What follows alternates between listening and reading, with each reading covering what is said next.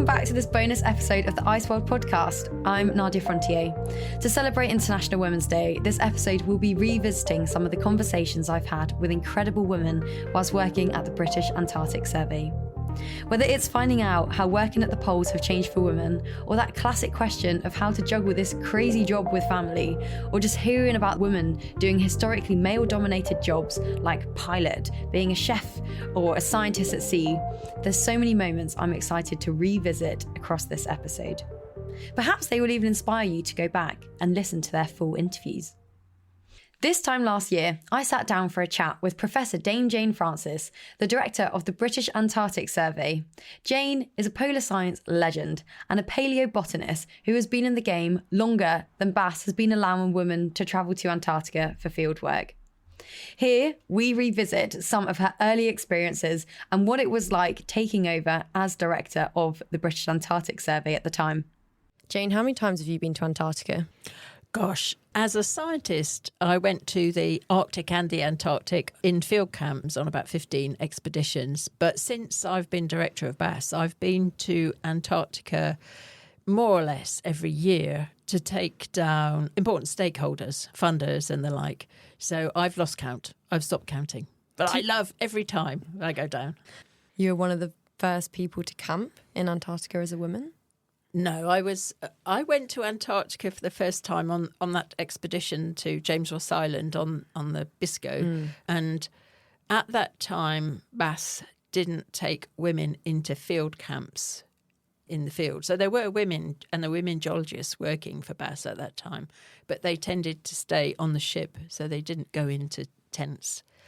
Although we did, there were several women with me on that expedition, but we weren't BAS employees. But it was soon after that, I think it was 1991 or 93, that women geologists then, or women scientists then camped in the field camps, just like the men. That was quite new that women were allowed to camp in the field. Did you encounter any barriers?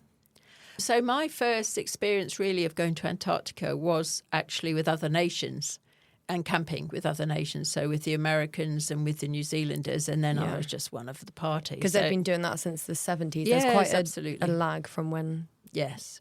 the Americans were taking women into the field compared to the British Antarctic Survey. So Jane, you got a polar medal in 2002. That's an award for outstanding contribution to British polar research. And in 2013, you became the first woman to head up the British Antarctic Survey. How was that? Do you know, through my career, I've had very few times when I've really felt that I was sort of oppressed as a woman or held back as a woman. There are one or two. People didn't really expect a woman to take over as director of BAS, I have to say. They did expect a man. And so actually in the first week or two that I was here in the building, and I remember one evening when I was unpacking all my boxes and tidying up my new office with a security guard who was helping me, which was lovely. But at the end of the evening, I got asked if I was the director's new secretary. By the security guard? Yes. So I've had actually more comments like that while I've been director of BAS than I have throughout my career, simply because I don't think that, you know, the stereotypical director of BAS is thought to be a man. So even with academics, sometimes they've asked me, what do I do? And I say, well, I'm the director of BAS. And they say, yes, but who is the director of BAS? You are joking. Still today, that happens. Not so much today. I think today people know who I am, so that doesn't happen so much. But still, you're appointed within the 21st century, so... Absolutely. What you're talking about are comments that are still disbelief that a woman could head such a prestigious institution. So you've really changed perception. Well, I hope so, yes, and I hope any woman could do it if they really wanted to, yes. I am still a bit shocked when I listen back to that, and it really does just help put into perspective how much science, and particularly polar science, has moved on. Here, we're talking more about how things have changed. Okay, so one of the things that I hear people saying a lot about British Antarctic Survey is that the equality and work culture have moved on massively since you've been in charge. Have you got any prominent examples that you could share with us? Oh, absolutely. I think it's changed hugely. I mean, it was when I was at Leeds University looking from the outside into BAS, it was very much male-dominated. Lots of senior males at the top of the institution, not so many women working in BAS in science, I don't think. So the numbers have increased massively. And I know the diversity in BAS is hugely different than it was 10 years ago. You know, in my top team, there's me and 4 other directors. And I like to tell people that we do have a problem in diversity in our top team, because in that team, 1, 2, 3, 4, 5 of us, we only have one male. So we need to increase the diversity, I guess, to get a balance. Yes. Do you feel proud of being responsible for instigating and bringing some of this change into BAS? Yeah, during your time, I think it's much more healthier. But it's not just me. It's, you know, there's a whole raft of people that have helped do that, both change the numbers physically, but also change the attitude, which has been brilliant. Men and women have changed the attitude, which has been fantastic. Absolutely, and a massive focus on EDI and much more inclusive workspace. Yeah, we've still got more work to do to increase diversity further. Absolutely. I think it's more prominent on stations where that ratio, especially during winter in teams, the ratio between male and female is still very much male biased. Jane is super inspiring, and in that episode we talked a lot about her work as a scientist, going into the field to study fossils and looking for evidence of past climates in Antarctica. We also, of course, talked about what she gets up to now in her job overseeing everything at the British Antarctic Survey. What would you say your job involves? Every day is different, and every day I have a diary, and it never goes according to the diary most days. So I do things inside of BAS. So I work with my fantastic team of directors that work with me to actually, you know, help make sure that BAS is working properly. We kind of look after the really high level things like safety and risk and finances and make sure that BAS survives. But a lot of my job is also outward facing, working with the Foreign and Commonwealth Development Office. So that's really important because that's part of our remit to be the UK presence in Antarctica. Working with NERC, the Research Council, because another part of our remit is to do world-class science. I work with a lot of other Antarctic nations because Antarctica, being such a huge continent with such huge science questions to ask, is really important that we work together with other nations. So international collaboration is important. That means I network massively. Recently, I went to a meeting with a lot of other polar people, and we were planning big new science campaigns for the next 10 years. Last night, I was at a reception in the Foreign and Commonwealth Development Office and was talking to the Science Minister, inviting him to visit our station in Svalbard, talking to a whole range of ambassadors with which we want to collaborate. So it's really multitasking and very, very varied. And that's what I really like about it. Sounds intense and completely different to an academic career as well. Another very experienced scientist I spoke to is geologist Dr Jo Johnson, who was part of the New Year special episode at the start of 2024. Here we are talking about her career going to camp in some really remote places. Could you give me a bit of a background about what your involvement is in Antarctic research? Yes, I'm a geologist. I've been to Antarctica 7 times. And I've actually spent more or less a year of my life down there, which is, not as much as you, though, Nadia. I think it's still quite a commitment if you're doing still quite a bit. Doing it on and off. Yes, I've been working for British Antarctic Survey for the last 21 years. And so I guess most of the time when I go down, I spend quite a lot of time in a tent in a remote place, usually with just one other person or maybe just 4 people at most. Effectively kind of running around, looking at all the rocks and usually getting quite excited as well. Been to a few places that no one's ever been before, as far as I know. And often going back to places that haven't been visited for sort of 50, 60 years and just trying to imagine, nothing's happened in that time in terms of sort of the rocks sitting there, but so much has moved on, in society and our lives. You're an explorer. You have that sensation of being able to see these new places. Have you got a particular place that sticks in your memory which you really enjoyed? Every time I've been has been amazing in its own way, and I think all of the times have been quite different. But I have done a lot of work in the Amundsen Sea embayment, where there's some really massive glaciers, Thwaites and Pine Island. They've been in the news quite a bit recently. It's pretty special working there. It's such a remote area, like thousands of miles from both the British research stations and the US ones as well. So It's really, really remote. On one of the earlier expeditions to get in there, which is actually on a German ship called Polar Stern. That's in 2006. So that was, it's kind of cool being one of the early people in there, if you like. Early pioneering researcher and a woman as well, a woman doing fieldwork in Antarctica. That is something that I guess has become more and more common, but definitely was not the case. Women have only wintered at research stations in the last couple of decades as well. So that's really special. Jo, what's it like when you're in the field and you've got such a small team in a remote area and you're living in a tent that's very intense? Yeah, and really there is no way out, You are relying on one other person potentially, for your survival actually in a way. So I think that does introduce a different dynamic and, you kind of have to get on with them. So you do sort of compromise maybe a little bit and you often get sort of quite close to people in a way because you share an experience together that is so different that really anybody else in the world is experiencing at that moment. And that keeps you quite close. But you are obviously spending time in a tent together, very small enclosed space. And I think you just have to be aware that everybody does need a little bit of time on their own sometimes. And so not always to be, I like talking, so I tend to sort of talk a lot, but sometimes I have to be aware that other people might not really want that, 24/7. Yeah. So, yeah. How long do you spend in a tent on these field expeditions at a time? Between 6 and 8 weeks normally for the work that I do. Yeah. That's such a long time. And am I right in thinking that during that period, you can't shower, you don't have access to the facilities that you normally would have? You, of course, don't have any fresh fruit and vegetables. You're just eating dry rations. Yeah, you definitely can't have a shower. I mean, you can wash. It used to be sort of, I think, traditional that you didn't and you would try and sort of make your clothes fall off you at the end of the season. But that was a kind of male thing to do in the past. Now that we have women, it's like, yeah, I do try to wash like once a week. Introduced a sense of hygiene. Yes. And it's funny when you sort of say, oh, well, I'm going to wash. Then suddenly it's not sort of so much bravado not to anymore. And everyone else thinks, oh, perhaps I will too. But yeah, it's a bit of an effort. You have to use a couple of flasks of hot water and sort of go off into the kind of little toilet tent that we have and try and sort of flannel yourself down. But it's amazing how you feel afterwards when you put a fresh set of clothes on after, a few weeks of actually usually quite sweaty after a few weeks because I've been climbing mountains and things. It's really a fantastic feeling.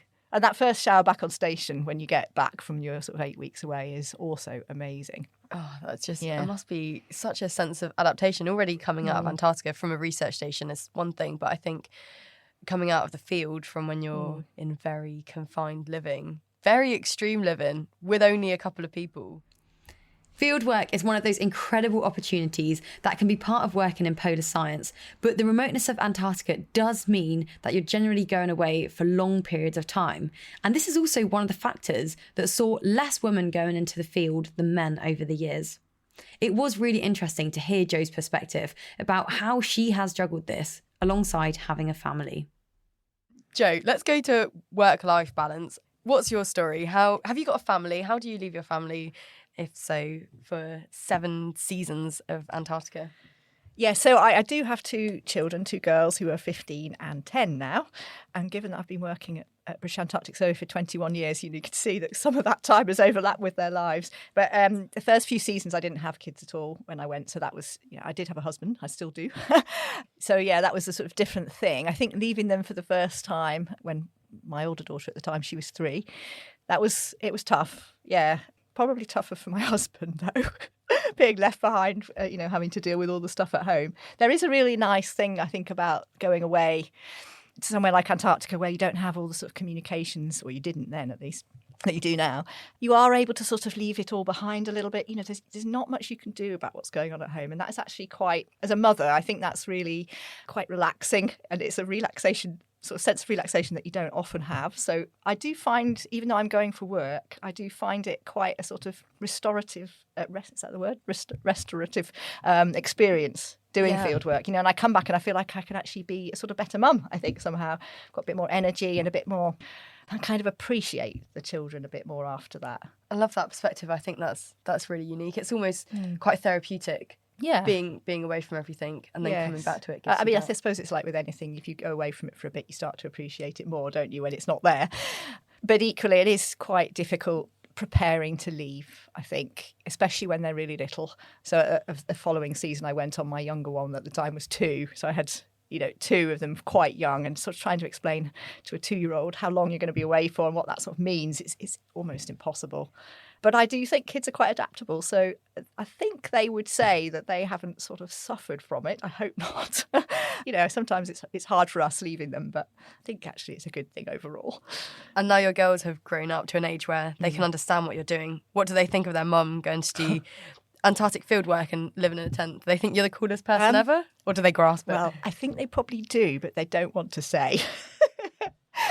But they do love it when I go into schools and, I talk to their class about what I've been doing. You can see that my younger one, she's sort of looking all excited and, oh, look at my mum. So, yeah, I guess it's a pretty special job, isn't it? Not many people get to do this. And as you say, not that many women, really. It's increasing now. But, yeah, I'm probably one of the sort of earlier people to do deep field work anyway with a family. It's incredible. What about the festive period? Because that coincides. Yes. The Antarctic fieldwork, the height of summer in the Southern Hemisphere, is, of course, 24 hours of daylight, completely different to what we would have in the Northern Hemisphere. That overlaps with Christmas and New Year. Yes. And a lot of people say to me, oh, don't you miss Christmas? And because obviously I have been down there, I've actually been 3 times. I've missed 3 Christmases at home. People say, do you miss it? And you do in a sense, but I think when you're down there, you've got a job to do. You're so focused on that in a way, every day is sort of the same.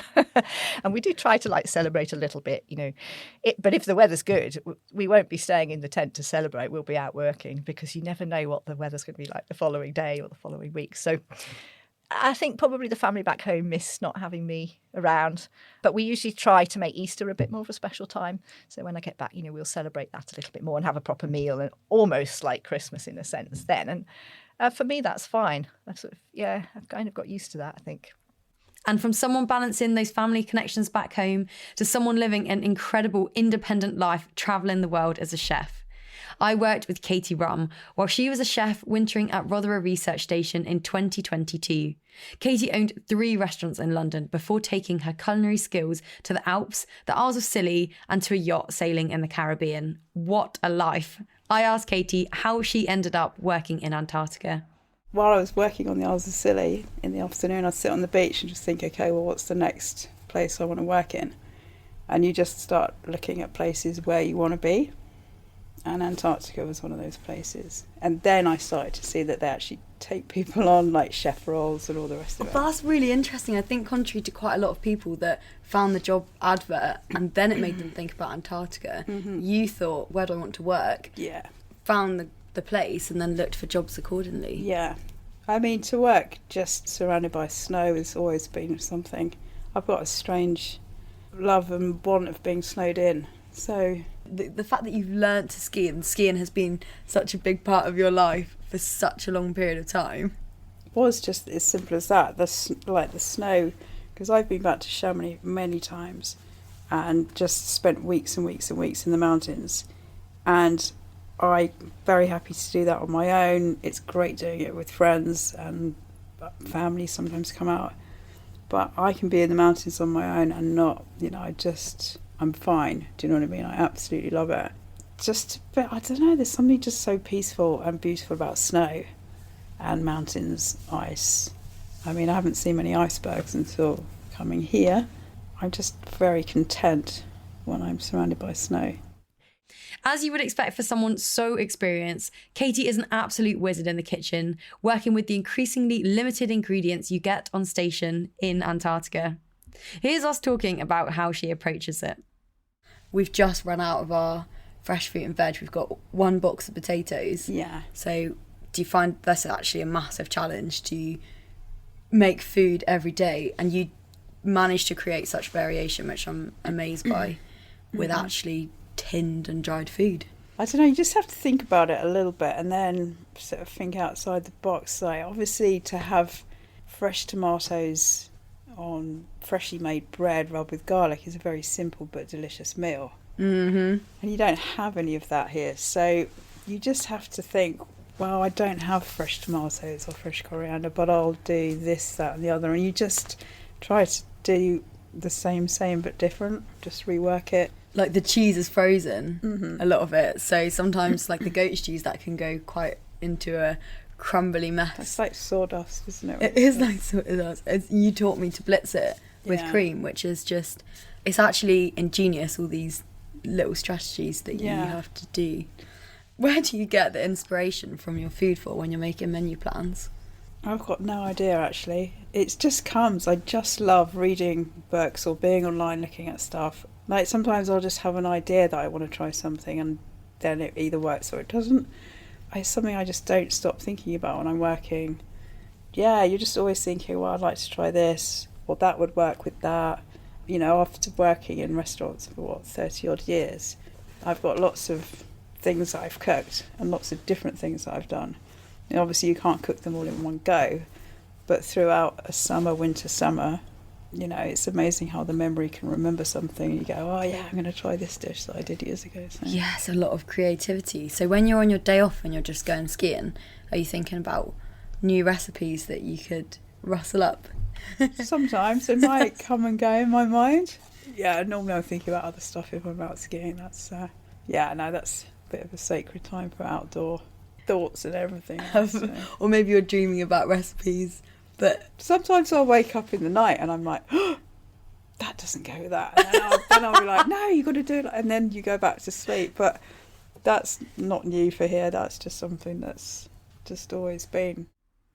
And you can find the full interview with Katy in an episode all about being a chef in Antarctica, in which I also talked to Sive Moore, a chef who specialises in sustainable and plant-based expedition cooking. Another person with a job that goes against stereotypes is Vicky Auld, who is one of the pilots working with the British Antarctic Survey Air Unit. At the start of the current Antarctic science season in September, I managed to grab Vicky online, who was in Canada at the time, preparing to fly the BAS Twin Otter down to Antarctica over a marathon of 12 days. Although Vicky didn't actually start out planning to be a pilot, and I asked her how she came to the position that she is in now. Vicky, how long have you been working with the British Antarctic Survey, and what motivated you to become a pilot? Oh, gosh, I started with the survey in 1996, so straight out of uni. I started as a meteorologist originally, though, so the flying came much later. So initially I was a scientist at Halley, doing a couple of winters at Halley, and then I left BAS for a couple of years, came back as a station leader, and during those years, particularly the ones at Halley, I got the opportunity to sit in the Twin Otter in the co-pilot seat because we fly them as a single pilot operation. And I'd never been on a small plane before, and it was just quite overwhelming, very, very exciting. Never occurred to me at the beginning that I could ever, actually be a pilot with them. But over time, and with some encouragement from the pilots that were working there at the time, they said, if you really want to be a pilot, why don't you just go and do the training, see how you get on? So I did. So I did, like Ollie, it's about 15 months of training to actually get your commercial license. And then I went to fly with Flybe, which is a large turboprop, larger than any of the aircraft we actually fly with BAS. And during that time, I was also in touch with the chief pilot going, have I got enough hours yet? Have I got enough hours yet? Can I fly yet? So in that respect, quite a similar story to Ollie, just before we both managed to get the job that we had wanted for some time. What a transformation. What year did you become a pilot with British Antarctic Survey, Vicky? I started in 2013. 2013, yeah. Amazing. So over 10 years now. Yeah. Wow. Yeah. In addition to working closely with other pilots and operational support from Cambridge in the air unit and engaging with science projects, Vicky also talked about how you work closely and bring in the forecasters, radio operators, field operations managers, so many other station personnel. How do you manage this interaction with a variety of different jobs, and what's it like? I absolutely agree. It's one of the highlights of our job, I think, and it's definitely the kind of time that stands out for me. And I think it really invigorates me as well. What reinvigorates me when I fly with a co-pilot is the first time they may have seen all the beautiful scenery that we've been describing, and you can see them buzzing from it. And I think we probably feed off that a little bit. Yeah. So, different conversation to spark your day, different inspiration. It is. One flight does specifically stand out for me, and that was when I was flying to Halley, which is quite a big trip from Rotherham. There were 4 of us on board, and we were all girls. It was my first time with all a female kind of crew. So there was me as the pilot, Jen as an aircraft engineer, Julie as a field guide, so basically a mountain guide, and Katy, who was the scientist that was going out to find meteorites. So it was a very special flight for me. Oh, love that. That's so good. It was so cool to hear about that full circle moment for Vicky, from starting off as a staff member, supporting as a co-pilot almost by chance, to being her pilot herself and being in a plane with a group of only women. Those opportunities that came about, not by plan, but when other people back you to do something and say yes, can just be so important and career defining. To finish off this episode, I'm looking back at my recent conversation with 3 young female researchers who are about to set off on the second BIOPOLE cruise of the RRS Sir David Attenborough. Here's Laura Taylor, a PhD student at the British Antarctic Survey who found herself running part of the scientific sampling on the first BIOPOLE cruise. What position did you take on BIOPOLE? I know you're quite a senior role. Yeah, so on the first BIOPOLE cruise, a series of circumstances led to me running the biogeochemistry section of the cruise. And they said to me, after having seen me on my first time on a cruise, they said, "We think you can do it. What do you think? It is going to be really hard work and a massive step up, but do you think you'd manage?" And I kind of tentatively said, yeah, I'll give it a go. So I did. And doing this, I was managing the collection of samples for 11 parameters across biogeochemistry, and this is mostly in water samples from a CTD, which is the instrument we put off the side of the ship, and you lower it all the way to the bottom of the ocean so it can go to however deep the ocean is at that point, and then on the way back up, it collects water of different depths, and then you put this water into lots of different bottles, or you filter it onto filter papers so that you can analyze it later. So essentially what I was doing was coordinating, making sure all of that water came back from the right places and was stored in the right ways so that we could do the analysis we want to do with it. And as an early career researcher, how did you feel having that opportunity? Do you really think it gave you quite a big boost? Yeah, I think it was definitely very daunting to begin with. And I think I probably at the start didn't appreciate the scale of what I'd said yes to, and that became clearer as I went on and went through the process. But I'm very lucky that my PhD supervisors and the people I have working around me at BAS are incredibly supportive, and they put a lot of effort into making sure that I was happy and confident in what I was doing, and they were always a phone call away. And I definitely think a year later, I've gained so much confidence from it and understanding, and going into my next cruise, I know so much more about how everything works. Laura and the team are currently somewhere in the Southern Ocean off the South Orkney Islands, and I hope that their project is going really well. It's been so interesting to see so many women working on that cruise from many different levels, from leadership to students having their first experiences of science at sea. To finish off, here's a lovely extract from the same interview with fellow PhD student Kat Turner. Kat talks about what it's like to work with Laura and getting to go into the field as a desk-based mathematical modeller, and what this opportunity has meant for her as a scientist and how she can relate to processes she's modelling on a computer into tangible outputs. Kat, for you, was this your first time at sea? Yeah, it was actually. So it was a really incredible experience. I think I was really lucky because I was living with Laura at the time, and she was just such a great person to go to because she'd gone on a cruise before. So I think all those worries that a person usually would have before, I had a friend that I could go to. But it was such an incredible experience, so different from anything I'd ever done before. And how did you get this opportunity as part of your PhD project, more on the kind of modelling side of it? I feel as though BAS overall does value getting a lot of experience. And while it is true I work on models, there is a lot to be learned from observations as well, because I think I was very guilty for just assuming observational data was perfect. So if my model didn't match it perfectly, it was kind of quite a bad model. But actually then seeing how the data is collected, even the variation within the different instruments, has given me a much better idea for calibrating my own models. And also it's just really cool to see those processes that I only have ever seen on computers actually happen in real life. It's so useful that you were able to go on that project, and this actually isn't related directly to your PhD. So is it nice to have a bit of time out to be able to switch from what you're doing? And you say it is related, but the actual substance of the work itself. Yeah, it's not related at all, really. No, I think it's actually really good for me to also widened the scope of my PhD, because I think particularly with physics PhDs, we do have a bit of a tendency to really channel ourselves into a very specific area, which is then also incredible because you end up being a specialist and probably also a world specialist in that area. But being able to see how other areas of science work as well, I think in general makes me a better scientist, to be able to see just how everything else works as well. Absolutely. And great that you get to go on the second cruise. I hope you've enjoyed looking back at some of these conversations with me, and happy International Women's Day to whoever you are. The next episode, we will hear from Dutch collaborators who work at Rothera Research Station. We've got a really exciting interview with 4 different scientists, so make sure to listen to that if you would like to hear more about the beasts that dominate the Antarctic terrestrial ecosystems. Until next time, I'm Nadia Frontier, and thank you very much for listening.